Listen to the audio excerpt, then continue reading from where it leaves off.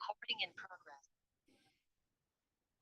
Okay, let's start the next topic, which is hydronephrosis. Hydronephrosis का मतलब क्या है? हाइड्रोनेफ्रोसिस का मतलब है कि जो रीनल कैलिसिस है, रीनल पैल्विस है, उसकी डायलेटेशन होना। ओके, रीनल पैल्विस और रीनल कैलिसिस, उसकी डिस्टेंशन या डायलेटेशन होना। जो कैलिसिस थे वो माइनर कैलिस था और मेजर कैलिस था, उसकी डायलेटेशन होना, तो उसको बोलते हैं हाइड्रोनेफ्रोसिस। अब हाइड्रोनेफ्रोसिस क्यों होगा, कब होगा? जब भी यूरिनरी ट्रैक में ऑब्स्ट्रक्शन होगी, जब भी यूरिनरी ट्रैक में ऑब्स्ट्रक्शन होगी, उसकी वजह से हाइड्रोनेफ्रोसिस होगा। लाइक अगर पेशेंट को रीनल स्टोन है, उसकी वजह से हाइड्रोनेफ्रोसिस होगा। और रीनल स्टोन में क्या हिस्ट्री मिलती है? रीनल स्टोन में क्या होगा? फ्लैंक में पेन होगा और पेशेंट को हीमाचूरिया होगा। इसके अलावा ये जो हाइड्रोनेफ्रोसिस है, ये बीपीएच की वजह से हो सकता है, बिनाइन प्रोस्टैटिक हाइपरप्लेजिया, जो कि ट्रांजिशनल जोन या पेरीयूरेथ्रल जोन को इन्वॉल्व करता है। और ये आपको एल्डरली लोगों में देखने को मिलता है, बूढ़े पेशेंट में देखने को मिलता होता है। इसके बाद कॉन्जेनाइटल ऑब्स्ट्रक्शन है। जो कॉन्जेनाइटल ऑब्स्ट्रक्शन होती है, ये आपको पेल्वी यूरेट्रिक जंक्शन ऑब्स्ट्रक्शन में देखने को मिलती है। इसके अलावा पोस्टीरियर यूरिथ्रल वाल्व, अगर पोस्टीरियर यूरिथ्रल वाल्व हो, उसकी वजह से कॉन्जेनाइटल ऑब्स्ट्रक्शन देखने को मिलती है। या अगर फीमेल में सर्वाइकल कैंसर है, लोकली एडवांस सर्वाइकल कैंसर है, जिसने ब्लेडर को इन्वॉल्व करना शुरू कर दिया, या यूरेटर की इंजरी है, और यूरेटर की इंजरी हिस्टेरेक्टमी में या ओवोफ्रैक्टमी में होती है। इसके अलावा दूसरे कॉजेस में रिट्रोपेरिटोनियल फाइब्रोसिस है। रिट्रोपेरिटोनियल फाइब्रोसिस एक ग्रुप ऑफ डिजीज होता है। रिट्रोपेरिटोनियल फाइब्रोसिस में आपको दूसरे डिजीज भी देखने को मिलती है। फॉर एग्जांपल, थायराइड के अंदर आपको रेडल थायराइडाइटिस देखने को मिलेगा। इसके अलावा पेनक्रियास में ऑटोइम्यून पेनक्रियाटाइटिस देखने को मिलता होता है, तो इनको बोलते हैं हम रिट्रोपेरिटोनियल फाइब्रोसिस। इसके अलावा वेजिको यूरेट्रिक रिफ्लक्स, उसकी वजह से भी हाइड्रोनेफ्रोसिस हो जाता है। वेजिको यूरेट्रिक रिफ्लक्स का मतलब क्या है? Vesico mean bladder, ureter mean ureter, तो ब्लेडर का यूरिन अगर यूरेटर में चला जाए तो उसको बोलते हैं वेजिको यूरेट्रिक रिफ्लक्स। तो एक बात रट्टा मार लेना, अगर ऑब्स्ट्रक्शन क्या हो, सपोज इस पॉइंट पे ऑब्स्ट्रक्शन है, तो ऑब्स्ट्रक्शन से पहले वाला पार्ट है उसकी डिस्टेंशन होती है, और उससे आगे वाले पार्ट की कंप्रेशन या फिर कोलैप्स आपको देखने को मिलता है। और ऑब्स्ट्रक्शन होगी, ऑब्स्ट्रक्शन की वजह से क्या होगा? पोस्ट रीनल एजोटीमिया हो जाएगा। Post renal azotaemia, post renal azotaemia का मतलब है कि जब ऑब्स्ट्रक्शन होगी तो किडनी क्रेटिनिन को और ब्लड यूरिया नाइट्रोजन को एलिमिनेट नहीं कर पाएगी, जिसकी वजह से क्या होगा? ब्लड के अंदर ब्लड यूरिया नाइट्रोजन और क्रेटिनिन का लेवल बढ़ जाएगा। और जब इनका लेवल बढ़ जाता है तो हम इसको क्या बोलते हैं? हम एजोटीमिया बोलते हैं। ओके, तो इसमें एजोटीमिया देखने को मिलेगा। यह एजोटीमिया जब होगा जब ऑब्स्ट्रक्शन बायलैटरल है, या अगर एक किडनी है उसकी इन्वॉल्वमेंट होगी है। और हाइड्रोनेफ्रोसिस की वजह से क्या होता है? रीनल कॉर्टेक्स और मेडुला, इसकी कंप्रेशन होती है और रीनल फेलियर हो जाता है। इसके बाद नेक्स्ट है हमारा यूरिनरी इनकॉन्टिनेंस। इनकॉन्टिनेंस का मतलब क्या होता है? Involuntary leakiness of urine. Okay, urine अगर इनवॉलंटरी लीक कर रहा हो, ओके, हमारे कंट्रोल में ना हो, उसको बोलते हैं यूरिनरी इनकॉन्टिनेंस। आपको पता है कि दो तरह के स्फिंक्टर होते हैं, एक एक्सटर्नल वाला होता है और एक इंटरनल यूरिथ्रल स्फिंक्टर होता है। जो एक्सटर्नल होता है वो हमारे वॉलंटरी कंट्रोल में होता है, सोमैटिक नर्वस सिस्टम के कंट्रोल में होता है। जो इंटरनल वाला होता है वो इनवॉलंटरी होता है, वो हमारे ऑटोनॉमिक नर्वस सिस्टम कंट्रोल करता है। अब यहाँ पे तीन तरह का इनकॉन्टिनेंस है: स्ट्रेस इनकॉन्टिनेंस, अर्ज इनकॉन्टिनेंस, ओवरफ्लो इनकॉन्टिनेंस। सबसे पहले पढ़ते हैं स्ट्रेस इनकॉन्टिनेंस। अब देखो, स्ट्रेस इनकॉन्टिनेंस नाम से लग रहा है जब भी कोई स्ट्रेस पड़ेगा उसकी वजह से क्या होगा? ब्लैडर पे कंप्रेशन होती है और यूरिन लीक होना शुरू हो जाएगा। अब ये क्यों होगा? स्ट्रेस इनकॉन्टिनेंस उन तमाम कंडीशन में होता है जब आपका इंट्रा एब्डोमिनल प्रेशर बढ़ेगा। जब आपका इंट्रा एब्डोमिनल प्रेशर बढ़ेगा, ब्लैडर के ऊपर प्रेशर लगाएगा। ये जो तीन एरो लगाए हुए हैं, ये तीन एरो क्या शो करते हैं? ये तीन एरो ये शो करते हैं कि जब भी आपका इंट्रा एब्डोमिनल प्रेशर बढ़ेगा। अब इंट्रा एब्डोमिनल प्रेशर कब बढ़ता है? जब आप वेट लिफ्टिंग करते हैं, स्नीजिंग करते हैं, कफिंग करते हैं, कॉन्स्टिपेशन की वजह से इंट्रा एब्डोमिनल प्रेशर बढ़ता है, तो उसकी वजह से आपको इनकॉन्टिनेंस देखने को मिलता होता है। अब इसका बेसिक पैथोफिजियोलॉजी क्या होती है? इसकी बेसिक पैथोफिजियोलॉजी है कि जो आउटलेट है, ब्लैडर का जो आउटलेट है उसको बोलते हैं यूरिथ्रा। ओके, ये आपका आउटलेट है। अगर आउटलेट की क्या हो? इनकॉम्पिटेंस हो, for example urethra hyper mobile हो गया है। हाइपर मोबाइल का मतलब है यूरिथ्रा फिक्स नहीं है, जैसे यूरिन आता है यूरिथ्रा फिक्स नहीं है बल्कि हाइपर मोबाइल है, अपनी जगह से हिल जाता है। या यूरिथ्रा के अंदर स्फिंक्टर की डेफिशिएंसी है, इंटरनल एनल स्फिंक्टर की डेफिशिएंसी है। इन कंडीशन के अंदर क्या होगा, आउटलेट इनकॉम्पिटेंट होगा, मतलब जो आउटलेट है, ओके, आउटलेट इनकॉम्पिटेंट होगा, यूरिन को होल्ड नहीं कर सकता। इसका मतलब है जब भी ऊपर से कोई प्रेशर आएगा, इंट्रा एब्डोमिनल प्रेशर आएगा, वो इसको बर्दाश्त नहीं कर पाएगा। तो जब इंट्रा एब्डोमिनल प्रेशर बढ़ेगा, लाइक स्नीजिंग में, लिफ्टिंग में, तो आपको इनकॉन्टिनेंस देखने को मिलती होती है। और इसमें एक टेस्ट देखने को मिलता है, this is positive bladder stress test. Stress आप दोगे, स्ट्रेस क्या होगा, इंट्रा एब्डोमिनल प्रेशर को बढ़ाना, कफिंग से, स्नीजिंग से। जैसे ही इंट्रा एब्डोमिनल प्रेशर बढ़ेगा, यूरिथ्रा से यूरिन लीक करना शुरू कर जाएगा ऑन कफिंग या वाल्सल्वा मैनूवर। तो ये था स्ट्रेस इनकॉन्टिनेंस।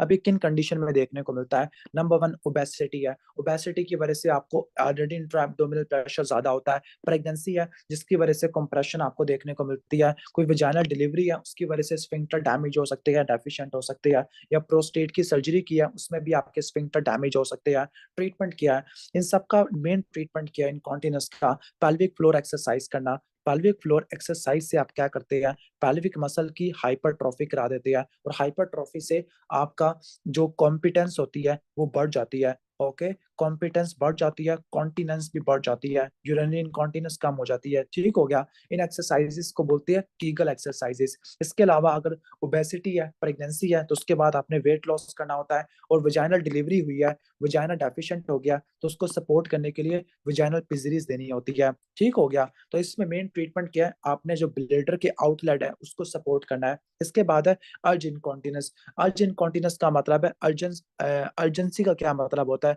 अर्जेंसी का मतलब है strong desire to void, strong desire to void, के अचानक ही पेशाब करने की हाजत हो जाती है। इसका मतलब क्या है, ब्लेडर के अंदर खास तरह के स्मूथ मसल होते हैं जिनको बोलते हैं डेट्रूजर। ठीक हो गया। जब डेट्रूजर कॉन्ट्रैक्ट करते हैं, ब्लेडर के अंदर प्रेशर को बढ़ाते हैं, और ये यूरिन को वाइट कर देते हैं, यूरिनेशन करा देते होते हैं। क्लियर। ठीक हो गया। अगर डेट्रूजर की हाइपर एक्टिविटी हो गई है, मतलब थोड़ा सा यूरिन आया, उसने डेट्रूजर को स्टिमुलेट कर दिया, जिसकी वजह से अचानक ही आपको स्ट्रॉन्ग अर्ज होगी टू वाइट, इसको बोलते हैं हम अर्जेंसी, और इसको बोलते हैं हम अर्जेंसी इनकॉन्टिनेंस। अब इसका जो मोस्ट कॉमन एसोसिएशन है वो यूटीआई होता है। यूटीआई की वजह से क्या होता है, डेट्रूजर मसल आपके हाइपर एक्टिव हो जाते हैं, ओवर एक्टिव हो जाते हैं। ट्रीटमेंट क्या होगा, ओके, ट्रीटमेंट क्या होगा, once again pelvic floor exercises करो ताकि आप स्ट्रेंथ करो अपने आउटलेट को, कोई ब्लेडर की ट्रेनिंग करो कि लाइक आप टाइमली आप उसको वाइड करो, डिस्ट्रैक्शन या रिलैक्सेशन टेक्निक वगैरह लो, और लास्ट में आपकी एंटी मस्क्रीनिक है। जो एंटी मस्क्रीनिक होती है वो M3 रिसेप्टर को ब्लॉक कर देती है। जो मस्क्रीनिक रिसेप्टर होते हैं वो क्या करते हैं, डेट्रूजर मसल की एक्टिविटी को बढ़ा देते हैं, लेकिन इसको ब्लॉक करने वाली कौन सी होती है, एंटी मस्क्रीनिक होती है। तो आप एंटी मस्क्रीनिक दोगे जो M3 रिसेप्टर को ब्लॉक करेगी, और M3 रिसेप्टर ब्लॉकर जो आप इसमें इस्तेमाल करोगे वो कौन सी है, ऑक्सीब्यूटानिन है। ऑक्सीब्यूटानिन और मिराबेग्रोन। मिराबेग्रोन बीटा 3 कहने का मतलब है बीटा 3 एगोनिस्ट होती है। ओके, बीटा 3 एगोनिस्ट है, और ये क्या करती है, ये ब्लेडर की जो नेक है उसके स्मूथ मसल की कॉन्ट्रैक्शन कराती है।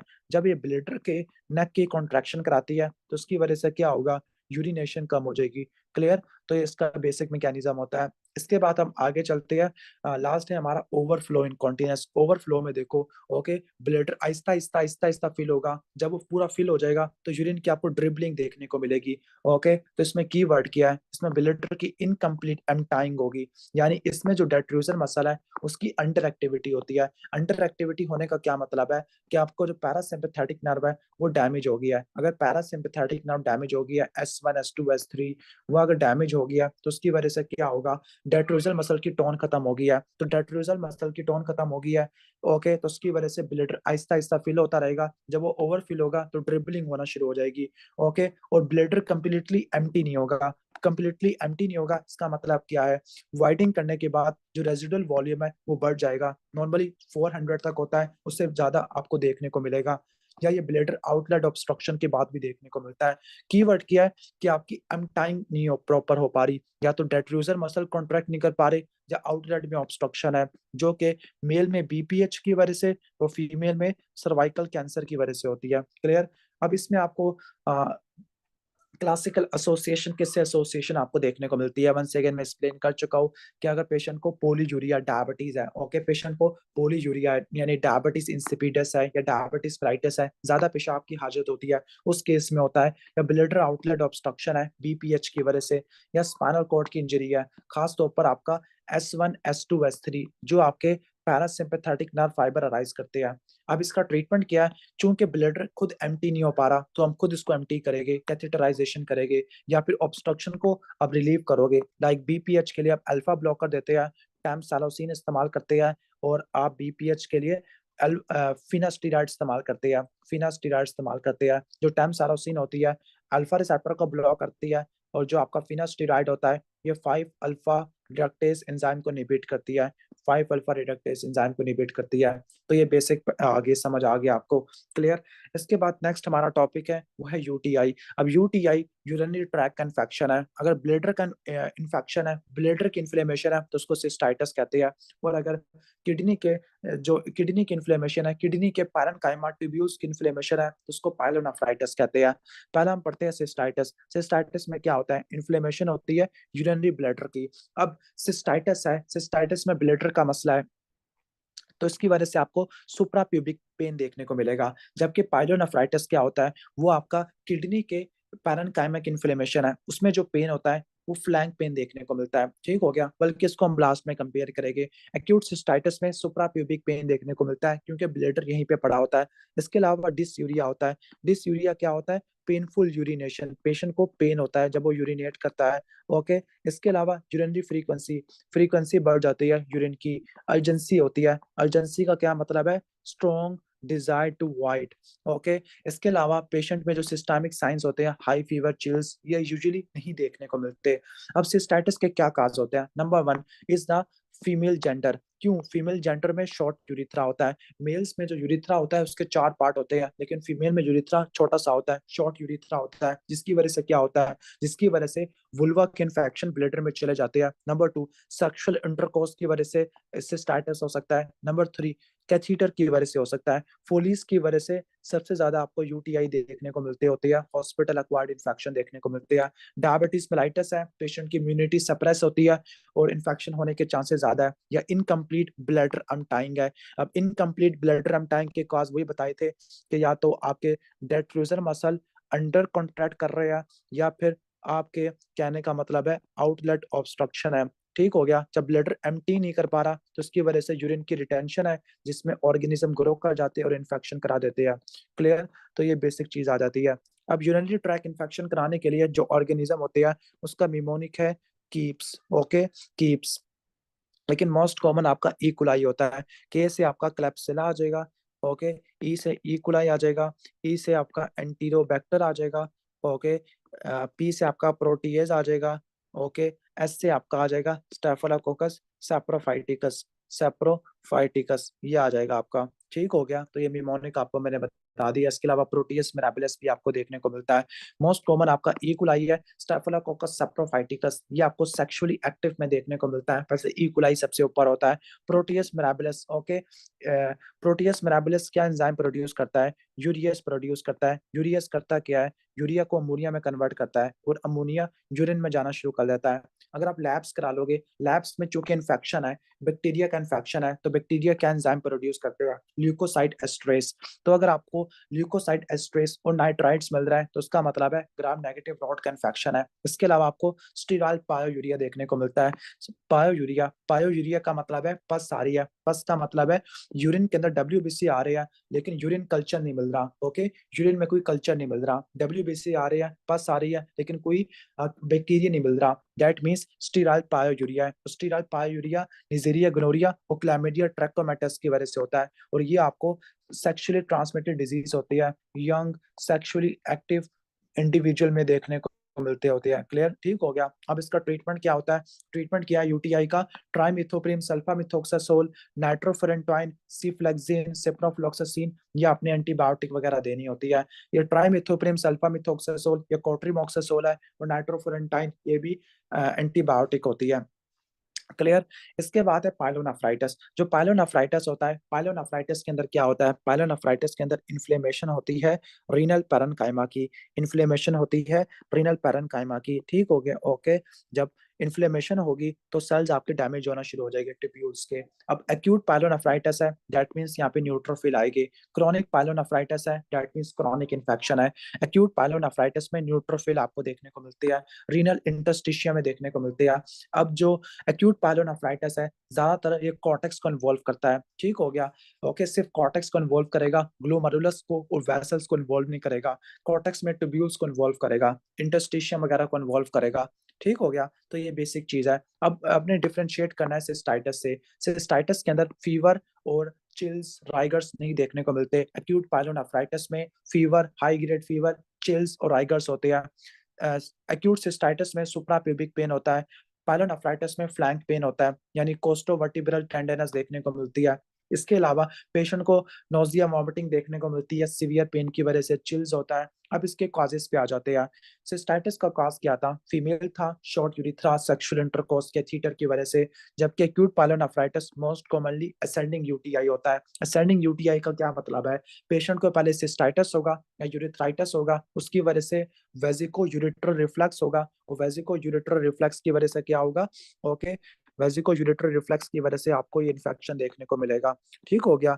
यानी असेंडिंग यूटीआई का मतलब है वेजिको यूरिट्रल रिफ्लक्स है। वंस अगेन काज आपका इकोलाई होता है, या फिर ब्लड के जरिए आ सकता है।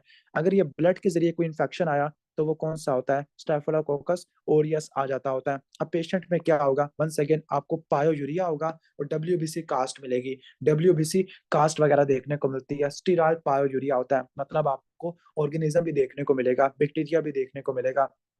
सीटी स्कैन करा लोगे तो आपको स्ट्राइएटेड अपीयरेंस देखने को मिलती है। इंटरस्टिशियम में चूंकि न्यूट्रोफिल जा रहे हैं तो आपको स्ट्राइएशंस देखने को मिलती है।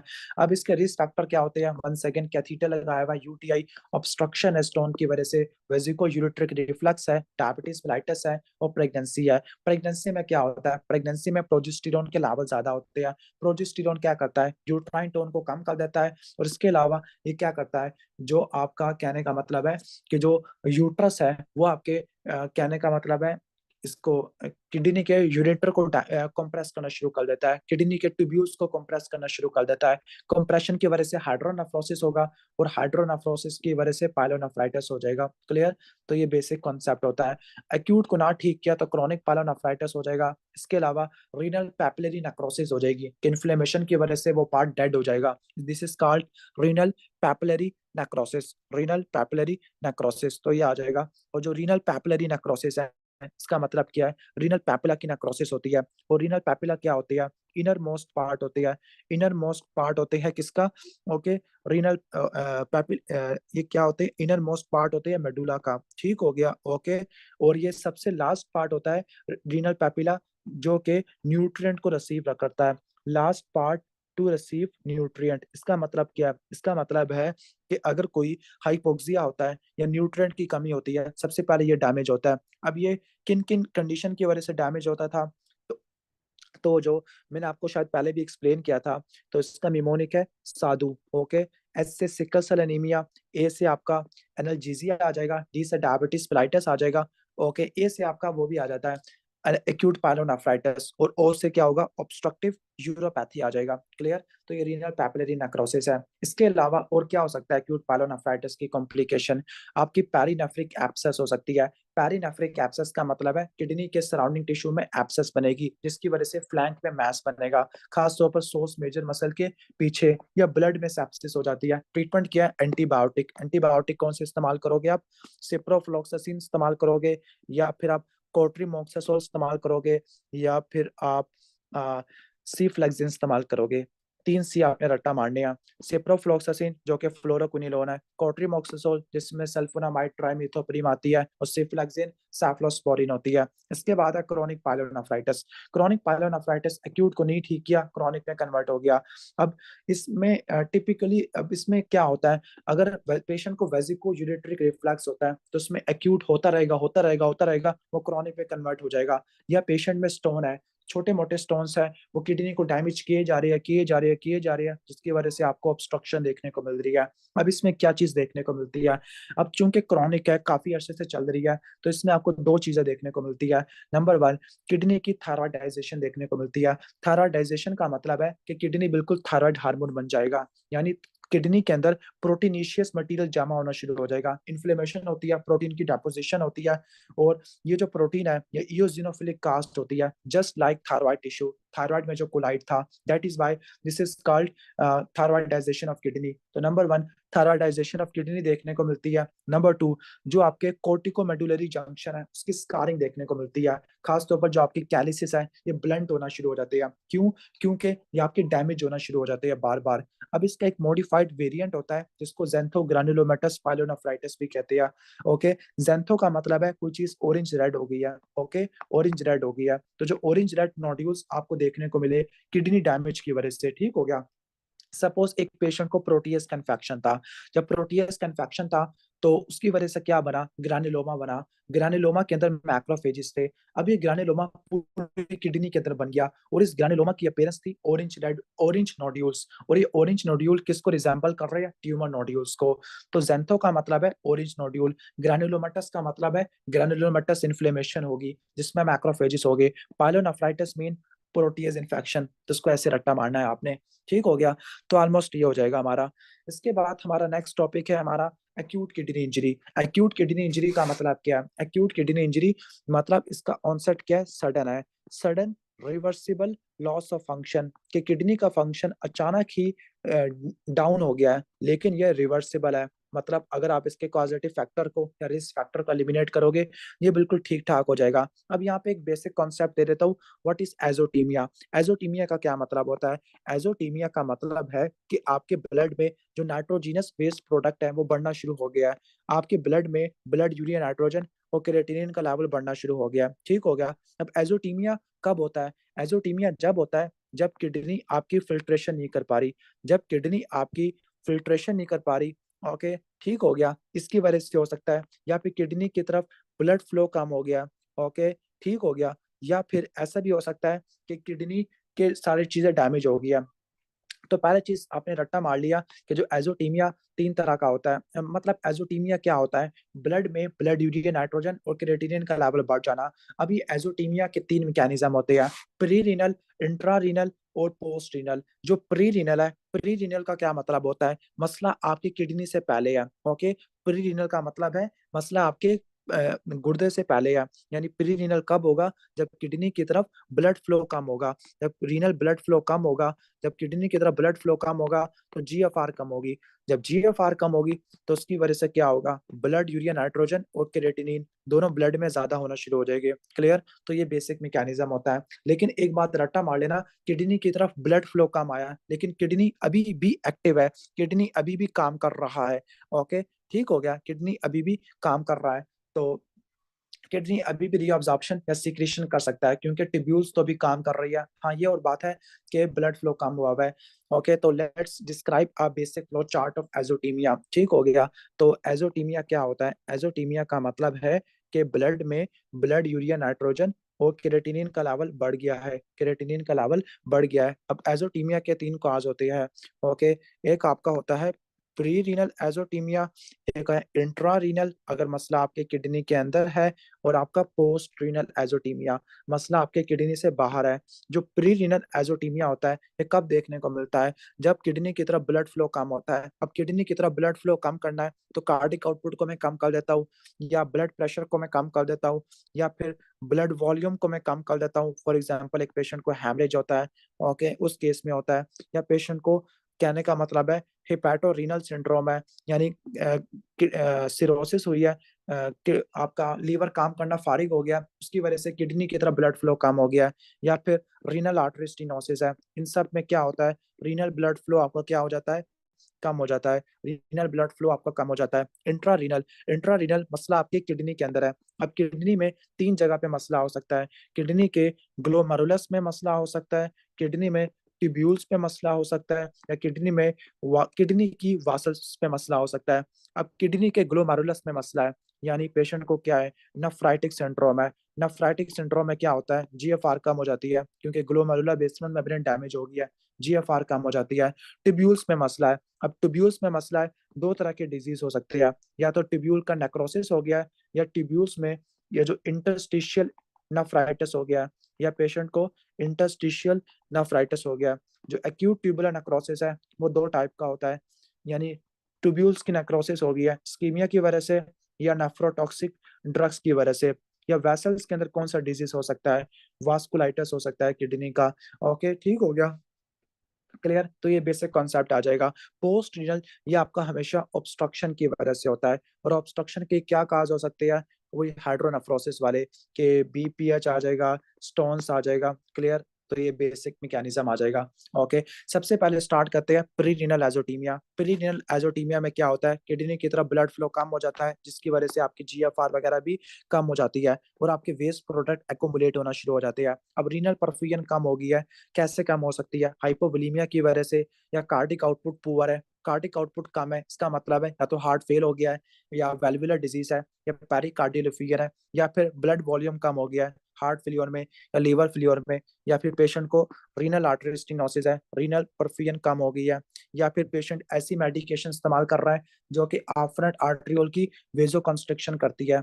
तो अगर आफ्रेंट की वेजो कंस्ट्रिक्शन हो, ईफ्रेंट की वेजो डायलेशन हो, उसकी वजह से आपको देखने को मिलती होती है। या पेशेंट को हेपेटोरीनल सिंड्रोम हो, सिरोसिस की वजह से किडनी की तरफ ब्लड फ्लो कम हो जाता है, उसको मैं एक्सप्लेन करूंगा बाद में लीवर वाले चैप्टर के अंदर, ठीक हो गया। तो क्रेटिनिन का लेवल बढ़ना शुरू हो जाएगा क्योंकि जीएफआर वगैरह कम होना शुरू हो गई है, ठीक हो गया। ओके, तो ऑलमोस्ट ये चीज आना शुरू हो जाएगी। लेकिन एक बात रट्टा मार लेना, ये पूरी पैथोफिजियोलॉजी एक्सप्लेन कर दिया है। अब एक बात रट्टा मार लेना, रीनल ब्लड फ्लो कम है, जीएफआर कम है, लेकिन किडनी क्या करना शुरू कर देगी, किडनी इसको कंपनसेट करना शुरू कर देगी, सोडियम वाटर को रीअब्जॉर्ब करना शुरू कर देगी, और यूरिया की भी रीअब्जॉर्प्शन करना शुरू कर देती है। ओके, इसका मतलब क्या है, किडनी नॉर्मली यूरिया की रीअब्जॉर्प्शन करती है। यूरिया की रीअब्जॉर्प्शन होने का मतलब क्या है, ओके, यूरिया की रीअब्जॉर्प्शन होने का मतलब है किडनी अभी बिल्कुल ठीक ठाक काम कर रही है। सोडियम और वाटर की रीअब्जॉर्प्शन होने का मतलब है किडनी बिल्कुल ठीक ठाक काम कर रही है। जब किडनी बिल्कुल ठीक ठाक काम कर रही है तो वो यूरिन को कंसेंट्रेट कर पाती है। जब वो यूरिन को कंसेंट्रेट कर पाती है तो यूरिन की ऑस्मोलैलिटी क्या होगी, ज्यादा होगी। यूरिन की ऑस्मोलैलिटी क्या होगी, ज्यादा होगी, क्लियर, ठीक हो गया। तो ये आपने बेसिक कॉन्सेप्ट को रट्टा मार लेना है। और यूरिन में सोडियम क्या होगा, कम होगा। यूरिन में सोडियम कम होने का क्या मतलब है कि किडनी के ट्यूब्यूल्स अभी भी एक्टिव है, वो रीअब्जॉर्प्शन कर रही है, जिसकी वजह से सोडियम की एक्सक्रीशन क्या हो जाएगी, ओके, सोडियम की एक्सक्रीशन कम हो जाएगी। और सबसे इंपॉर्टेंट चीज है blood urea nitrogen burn over creatinine. जो बर्न ओवर क्रिएटिनिन है 20 से ज्यादा होगा, ओके, बर्न ओवर क्रिएटिनिन 20 से ज्यादा होगा। इसका मतलब क्या है, इसका मतलब ये है कि किडनी के ट्यूब्यूल्स अभी भी एक्टिव है, और वो यूरिया को क्या करना शुरू कर रही है, ब्लड में रीअब्जॉर्ब कर रही है। जब ब्लड में रीअब्जॉर्ब कर रही है तो बर्न 20 से ज्यादा देखने को मिलेगा। उम्मीद है कि समझ आ गया होगा। इसके बाद रीनल एजोटीमिया है। रीनल एजोटीमिया के काजिस में ट्यूब्यूल्स में मसला हो सकता है, एक्यूट ट्यूबुलर नेक्रोसिस जो कि स्कीमिया या नेफ्रोटॉक्सिक की वजह से हो सकती है, या एक्यूट इंटरस्टिशियल नेफ्राइटिस है, ठीक हो गया। या ग्लोमेरुलस में ग्लोमेरुलर नेफ्राइटिस है, वास्कुलर के अंदर वास्कुलाइटिस है, हाइपरटेंसिव इमरजेंसी है, या thrombotic thrombocytopenic purpura hemolytic uremic syndrome. Hemolytic uremic syndrome में ट्राइएड होता है, वो क्या होता है, पेशेंट को माइक्रो एंजियोपैथिक हेमोलिटिक एनीमिया होता है, एक्यूट किडनी इंजरी होती है, और पेशेंट को थ्रोम्बोसाइटोपिनिया होता है, ओके। और अगर इसके साथ में फीवर और सीएनएस डेफिसिट ऐड कर दूं तो वो थ्रोम्बोटिक थ्रोम्बोसाइटोपेनिक परपरा होता है। अब एक्यूट ट्यूबुलर नेक्रोसिस में क्या होता है, पेशेंट के ट्यूब्यूल्स की नेक्रोसिस होती है, नेक्रोसिस होती है ट्यूब्यूल्स की, उनके सेल्स डैमेज होते हैं, तो वो ट्यूब्यूल्स को ऑब्स्ट्रक्ट करना शुरू कर देते हैं, फ्लूइड का बैक फ्लो होगा, वो जीएफआर कम हो जाती है। चूंकि ट्यूब्यूल्स डैमेज होना शुरू हो गया है तो वो किडनी का पार्ट कंसेंट्रेट नहीं कर पाएगा। जब वो पार्ट यूरिन को कंसेंट्रेट नहीं कर पाएगा तो यूरिन की ऑस्मोलैलिटी गिरना शुरू हो जाएगी। जब वो पार्ट सोडियम को रीअब्जॉर्ब नहीं करेगा तो यूरिन में मतलब ब्लड में यूरिन में सोडियम बढ़ना शुरू हो जाएगा, एक्सक्रीशन भी बढ़ जाती होती है। और चूंकि यूरिन का ये ट्यूब्यूल्स का ये वाला पार्ट डैमेज हो गया है तो जो ब्लड यूरिया नाइट्रोजन है ये रेशियो 15 से कम हो जाती है। इसका मतलब क्या होता है, इसका मतलब है नेफ्रॉन फंक्शनल नहीं होते, ठीक हो गया, ओके। तो ये चीज आपको देखने को मिलती है। लास्ट में आपका पोस्ट रीनल एजोटीमिया, ये आपकी ऑब्स्ट्रक्शन की वजह से देखने को मिलता होता है। अब ऑब्स्ट्रक्शन आपकी डिफरेंट जगह पे हो सकती है, स्टोन्स की वजह से, बीपीएच की वजह से, नियोप्लाज्म की वजह से, से नियोप्लाज्म में आरसीसी आ जाएगा या ब्लैडर का कैंसर है। और अगर बायलैटरल ऑब्स्ट्रक्शन होगी उसकी वजह से एजोटीमिया होता है। और ये सारी वैल्यूज वेरिएबल होती है बहुत ज्यादा, बल्कि ये इंट्रारीनल एजोटीमिया के साथ बिहेव करती होती है। ठीक हो गया? ओके, बिल्कुल वैसा बिहेव करती है। बस आपने इन दोनों के डिफरेंस को रट्टा मारना है। अगर यूरिन की ऑस्मोलारिटी ज्यादा है तो पेरीरीनल है, कम है तो इंट्रारीनल है। यूरिन में सोडियम 20 से कम है तो वो पेरीरीनल है, 40 से ज्यादा है इंट्रारीनल है। फ्रैक्शनल एक्सक्रीशन ऑफ सोडियम कम है पेरीरीनल, अगर ज्यादा है इंट्रारीनल। ठीक हो गया? इसके बाद चलते हैं acute interstitial nephritis। Okay, acute interstitial nephritis, जो acute interstitial nephritis होता है ये ड्रग्स की वजह से होता है। उसको ट्यूबुलो इंटरस्टिशियल नेफ्राइटिस भी कहते हैं, यानी इसमें इंटरस्टिशियम की इन्फ्लेमेशन होती है। इसमें क्लासिकल एक निमोनिक रट्टा मारना वो है फेयर। Okay, FARE। इसमें आपको फीवर देखने को मिलेगा, इसमें आपको आर्थ्रल्जिया देखने को मिलेगा, इसमें आपको कहने का मतलब है रैश देखने को मिलता है, और इसमें आपको इयोजिनोफिल्स मिलते हैं। जब इयोजिनोफिल्स ब्लड में ज्यादा हो गए तो वो यूरिन में भी आना शुरू हो जाएंगे। क्लियर? तो ये चीजें देखने को मिलती है। अब ये जो एक्यूट इंटरस्टिशियल नेफ्राइटिस होता है पेनिसिलिन से और सल्फा ड्रग से आता है। सल्फा ड्रग से आता है। जब ये इस्तेमाल करते हैं तो इंटरस्टिशियम की इन्फ्लेमेशन होना शुरू हो जाती है 1 से लेकर 2 हफ्ते के बाद। तो इसका ट्रीटमेंट क्या है? ट्रीटमेंट क्या है? ड्रग्स को छोड़ दो। तो इसमें क्या क्या चीजें होती है? पस वगैरह देखने को मिलती है जिसमें इयोजिनोफिल्स आपको देखने को मिलते हैं। एजोटीमिया होता है ड्रग्स लेने के बजाय, ड्रग्स लेने के बाद कौन सी ड्रग्स? पेनिसिलिन और सल्फोनामाइड। जो ड्रग्स होती है वो हेप्टिन का काम करती है। हेप्टिन क्या होती है? एंटीजन से छोटे मालिक्यूल होते हैं। ओके, हेप्टिन का काम करती है। जब ये हेप्टिन हमारे प्रोटीन से मिलती है तो ये एंटीजन बन जाती है। जब ये एंटीजन बन जाती है तो ये हाइपर सेंसिटिविटी रिएक्शन को एक्टिवेट करती है। किस ड्रग से होती है? ओके, निमोनिक है 5P। एक है P diuretic, number 2 pain free NSAID की वजह से, number 3 penicillin cyclosporine PPI rifampin या सल्फर ड्रग्स 5 पीस की वजह से देखने को मिलते होते हैं। इसके अलावा ये माइकोप्लाज्मा निमोनिया की वजह से, एसएलई शोग्रान्स डिजीज की वजह से होती है। निमोनिक है फेयर, फेयर आपको देखने को मिलता है, और कोस्टोवर्टिब्रल टेंडरनेस देखने को मिलती है। ट्रीटमेंट क्या होगा? सिंपल, उस ड्रग्स को आप छोड़ दो। ठीक हो गया? तो ये डायूरेटिक एनसेट पेनिसिलिन PPI क्विनिलोन सल्फोनामाइड की वजह से होता है। इसके बाद है आपका एक्यूट ट्यूबुलर नेक्रोसिस। ट्यूब्यूल्स की नेक्रोसिस हो गई है। ओके, ट्यूब्यूल्स की नेक्रोसिस हो गई है। अब जो ट्यूब्यूल्स की नेक्रोसिस है, acute tubular necrosis, this is the most common cause of AKI। ठीक हो गया? खुद ब खुद ठीक भी हो जाता है, और ये फेटल होता है ड्यूरिंग द ओलिगोयूरिक फेज। ओलिगोयूरी का क्या मतलब है? ओलिगोयूरिया, ओलिगोयूरिया का मतलब है यूरिन की जो वॉल्यूम है आउटपुट 500 से कम है, और चूंकि इसमें इंट्रारीनल एजोटीमिया है, GFR कम होती है, यूरिन कम प्रोड्यूस होगा, और ट्यूब्यूल्स डैमेज है तो फिर वो सोडियम को रिअब्सॉर्ब नहीं करेंगे, सारा सोडियम यूरिन में चला जाएगा, जिसकी वजह से सोडियम की एक्सक्रीशन बढ़ जाती है। ठीक हो गया? और इसमें कौन सी कास्ट थी? ग्रैनुलर या मल्टी ब्राउन कास्ट थी। अब इसके 3 होते हैं। सबसे पहले क्या होगा? कोई ड्रग या स्कीमिया उससे इनिशिएट हुआ, फिर मेंटेनेंस फेज है कि किडनी उसको मेंटेन कर लेती है, यूरिन को कम कर देती है, ओलिगोयूरिया होता है। लेकिन इसमें क्या साइड इफेक्ट होते हैं? अब चूंकि देखो यूरिन कम से कम प्रोड्यूस हो रहा है, किडनी ने क्या करना है? पोटेशियम को सिक्रिएट करना है। जब यूरिन कम प्रोड्यूस हो रहा है तो पोटेशियम की सिक्रेशन कम से कम होगी, जिसकी वजह से क्या होगा?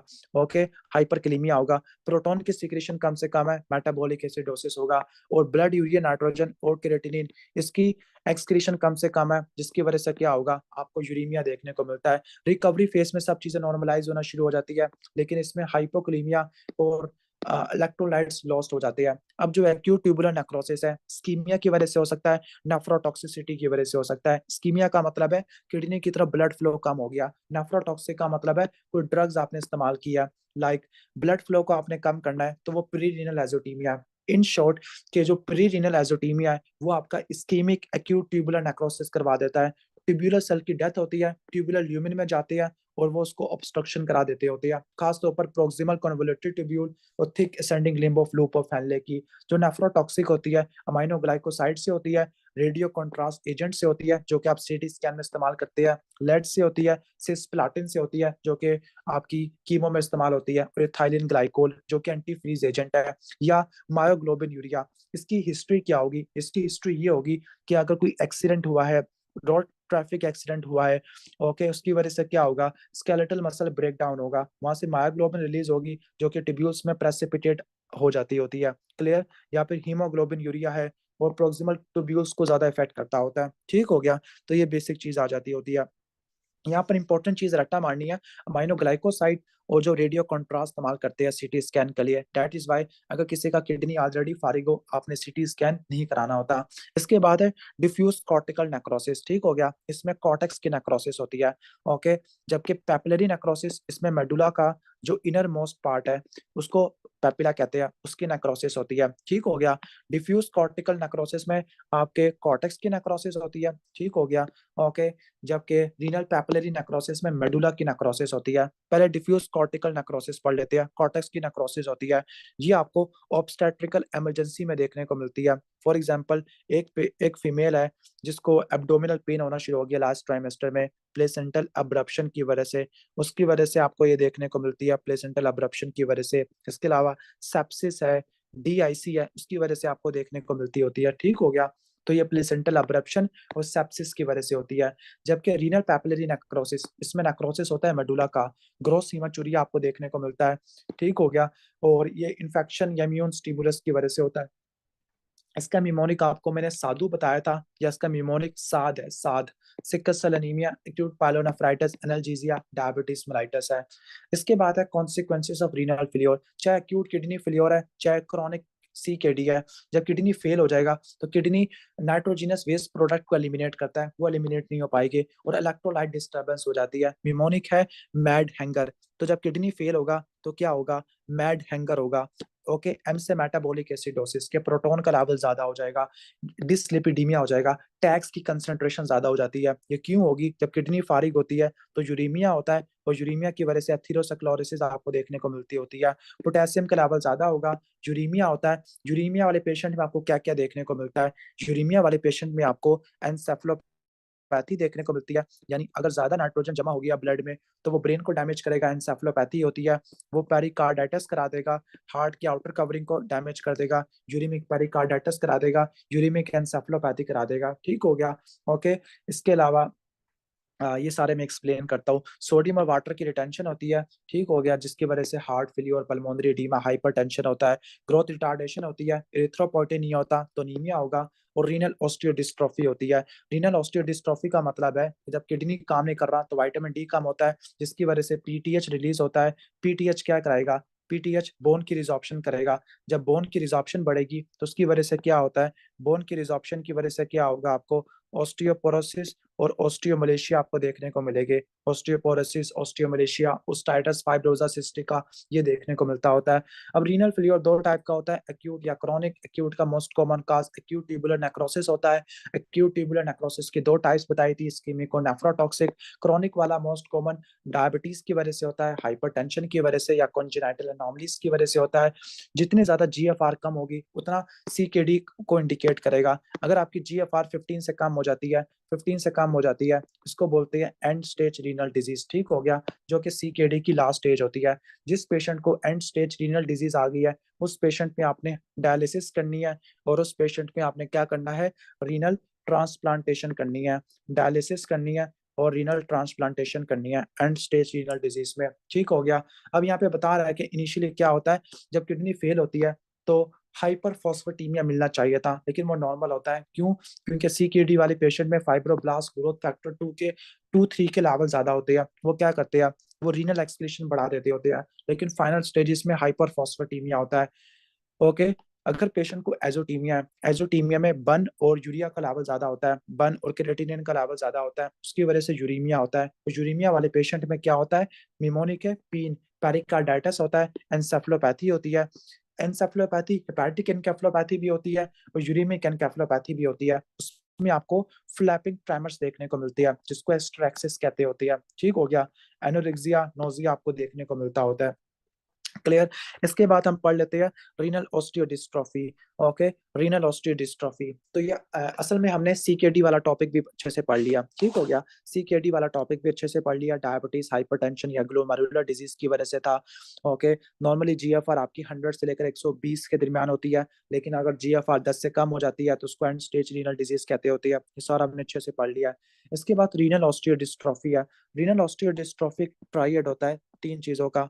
नंबर वन, रीनल ऑस्टियोडिस्ट्रोफी में ऑस्टियोमलेशिया होता है। ऑस्टियोमलेशिया का मतलब है बोन्स की मिनरलाइजेशन कम हो गई है और बोन्स सॉफ्ट हो गई है, फ्रैक्चर होने के चांसेस ज्यादा है। नंबर 2, ओस्टाइटिस फाइब्रोसा सिस्टिका, कि हड्डी की रिजॉर्प्शन इतनी ज्यादा हो गई है, बोन की रिजॉर्प्शन इतनी ज्यादा हो गई है कि हड्डी के अंदर स्पेसिस क्रिएट हो गई है। Number 3, osteoporosis. ऑस्टियोपोरोसिस का मतलब है बोन्स का जो मैट्रिक्स है वो कम हो गया है, बोन्स का मैट्रिक्स कम हो गया है। तो इन 3 चीजों को बोलते हैं रीनल ऑस्टियोडिस्ट्रॉफी। ठीक हो गया, ठीक हो गया। तो रीनल ऑस्टियोडिस्ट्रॉफी में कैल्शियम का लेवल कम होता है, हाइपरफॉस्फेटेमिया होता है। तो आपको मैंने बताया था, अगर एक पेशेंट है जिसको CKD है, विटामिन डी नहीं होगा, जिसकी वजह से PTH का लेवल बढ़ेगा, this is called secondary hypo parathyroidism, secondary hyper parathyroidism. ठीक हो गया, ओके। टर्शरी भी हो सकता है अगर आपने इसको पुअरली कंट्रोल, अगर आपने इसको सही से मैनेज ना किया। ठीक हो गया। तो ये चीज आपको देखने को मिलती होती है। जब किडनी फारिग होता है, जब किडनी फेल होता है, तो फॉस्फेट का लेवल ज्यादा होता है, वो कैल्शियम से कंबाइन करेगा, कैल्शियम का लेवल कम हो जाएगा। ठीक हो गया। तो ये सारा बेसिक मैकेनिज्म है। क्लियर। तो मैं दोबारा एक्सप्लेन कर देता हूँ इसमें क्या होता। ओके, CKD वाले पेशेंट में क्या होता है, CKD वाले पेशेंट में विटामिन डी नहीं होता। जब विटामिन डी नहीं होता तो उसकी वजह से क्या होगा, ओके, यानी विटामिन डी की एक्टिवेशन नहीं हो पाएगी, 1 अल्फा हाइड्रोक्सिलेज काम नहीं करता। जब विटामिन डी नहीं होगा तो उसकी वजह से क्या होगा, वो बोन की मिनरलाइजेशन नहीं होगी, जिसकी वजह से क्या होगा, बोन ऑस्टियोमलेशिया हो जाएगा। ठीक हो गया, ओके। ऑस्टियोमलेशिया आपको देखने को मिलेगा। दूसरी तरफ से आपका PTH रिलीज होगा।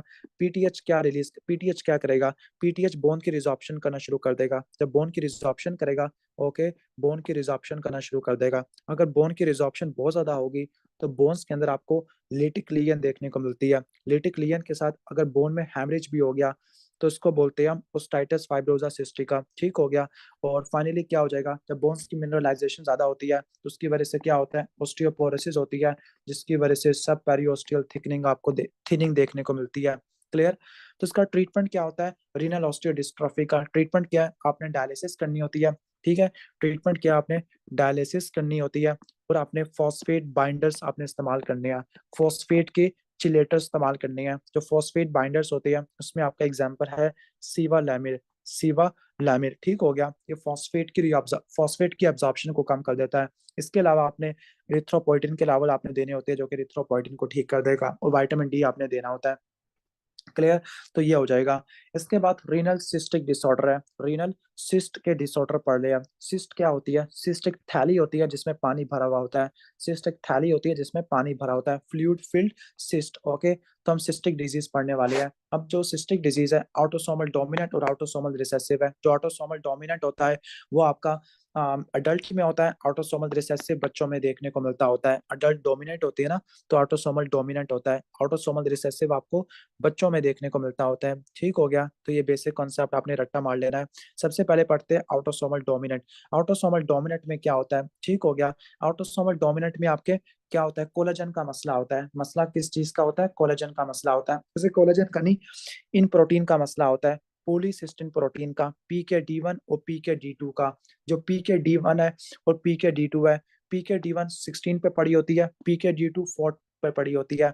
और ये जो जीन होती है ये पोलीसिस्टीन को इनकोड करते होती है। जब इन प्रोटीन में म्यूटेशन देखने को मिलती है तो दोनों किडनी में सिस्ट होती है। अब ये जो सिस्ट होती है ये कॉर्टेक्स में भी होती है और मेडुला में भी होती है। तो ऑटोसोमल डोमिनेंट में बहुत सारी सिस्ट होती है, कॉर्टेक्स में भी होती है, मेडुला में भी होती है, दोनों किडनी में होती है। दोनों किडनी इनलार्ज होती है, और जो सिस्ट होती है वो नॉर्मल किडनी को डैमेज करेगी, जिसकी वजह से आपको फ्लैंक पेन, हिमाचुरिया, हाइपरटेंशन मिलेगा। ओके, फ्लैंक पेन, हिमाचुरिया क्यों मिलेगा, किडनी डैमेज हो रही है।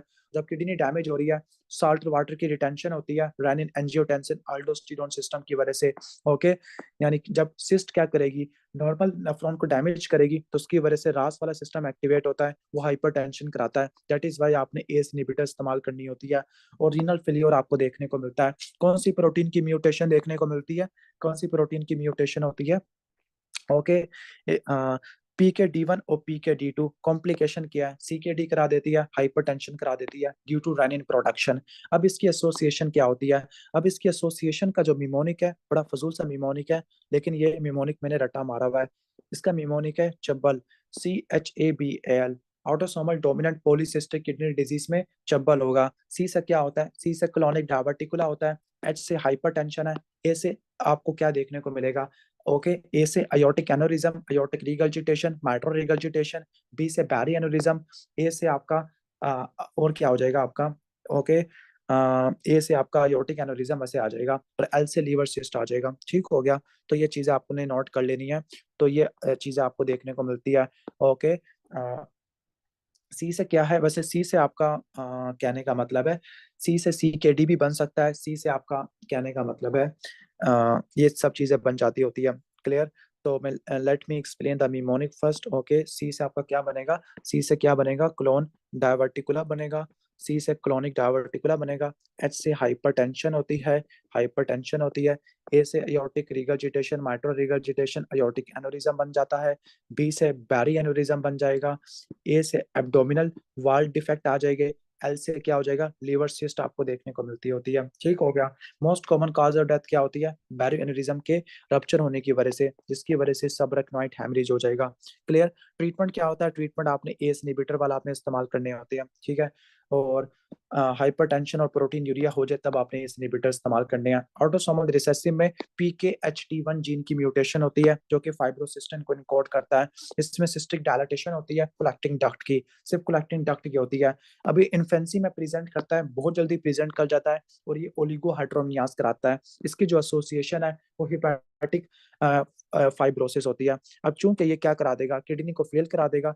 जब किडनी फेल होगी तो ओलिगोहाइड्रोमियास होगा और ओलिगोहाइड्रोमियास की वजह से पोर्टर सीक्वेंस होता है। अब पोर्टर सीक्वेंस को मैंने शुरू में एक्सप्लेन किया था, आप उसको देख लेना। ठीक हो गया। ओके। अब इसमें जो कंसर्न्स होते हैं, okay, concerns beyond the neonatal period. सबसे पहले बच्चे ने तो न्यूनेटल पीरियड को सर्वाइव करना है। अगर इसको सर्वाइव कर गया, पोर्टर सीक्वेंस को सर्वाइव कर गया, तो उसको क्या होगा, कॉन्जेनाइटल हिपैटिक फाइब्रोसिस होगी या हाइपरटेंशन, रीनल फेलियर, ओके, और पोर्टल हाइपरटेंशन हो जाएगी हेपेटिक फाइब्रोसिस की वजह से। इसके बाद autosomal dominant tubulo interstitial disease है, इसको मेडुलरी सिस्टिक किडनी डिजीज भी कहते हैं। इसमें ट्यूबुलो इंटरस्टिशियल फाइब्रोसिस होती है और इसमें जो किडनी का मेडुलरी पार्ट इफेक्ट होता है, जो मेडुलरी पार्ट इफेक्ट होगा किडनी कंसेंट्रेट नहीं कर पाएगी। ठीक हो गया। और इसका पुअर प्रोग्नोसिस होता है। What are simple cyst, what are complex cyst. Simple cyst और कॉम्प्लेक्स सिस्ट में क्या फर्क होता है, जो सिंपल सिस्ट होती है, ओके, ये अल्ट्रा फिल्ट्रेट से फिल्ड होती है। किससे फिल्ड होती है, अल्ट्रा फिल्ट्रेट से। लाइक ये अल्ट्रासाउंड पे एनीकोइक होती है, आपको अच्छे से नजर नहीं आती होती। ठीक हो गया। जो सिंपल सिस्ट होती है ज्यादा कॉमन होती है और मेजोरिटी ऑफ द केसेस में यही आपको देखने को मिलती है और ये एसिम्प्टोमेटिक होती है। जो कॉम्प्लेक्स सिस्ट होती है इसमें आपको दीवारें मिलती है, इन्हांसमेंट देखने को मिलती है या सॉलिड कंपोनेंट देखने को मिलता है। दैट इज वाई ये अल्ट्रासाउंड पे आपको आसानी से मिल जाती होती है। इसके लिए आपको फॉलो अप कराना होता है क्योंकि ये मेलिग्नेंसी करवा देती है, जबकि सिंपल वाली एसिम्प्टोमेटिक होती है। इसके बाद है रीनोवास्कुलर डिजीज। ओके, रीनोवास्कुलर डिजीज का मतलब क्या है, अगर पेशेंट की रीनल आर्टरी स्टेनोसिस है, एक साइड की या दोनों साइडों की, जब रीनल आर्टरी स्टेनोसिस है तो किडनी की तरफ परफियन प्रेशर कम होगा, स्कीमिया होगा, रेनिन प्रोड्यूस होगा। रेनिन क्या करवाएगा, आगे एंजियोटेंसिन 2 को प्रोड्यूस करा देगा, वो वेजो कंस्ट्रक्शन करता है, हाइपरटेंशन कराता है। और जो एंजियोटेंसिन 2 है वो आपका सोडियम की रिटेंशन करता है एल्डोस्टेरोन के थ्रू। ठीक हो गया। क्लियर। तो जो आपका जब रीनोवास्कुलर डिजीज है, रीनल आर्टरी की स्टेनोसिस है, रास वाला मैकेनिज्म एक्टिवेट होगा, हाइपरटेंशन करा देगा। Most common cause of secondary hypertension in adult is renal artery stenosis. अब रीनल आर्टरी की स्टेनोसिस करानी है, दो मैकेनिज्म है, एथेरोस्क्लेरोटिक प्लाक और फाइब्रोमस्कुलर डिस्प्लेसिया।